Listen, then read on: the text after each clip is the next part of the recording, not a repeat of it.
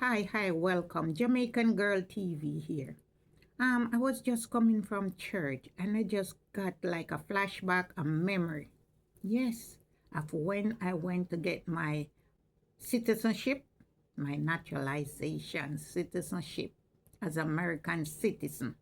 It was a couple years ago at the convention center downtown Philadelphia.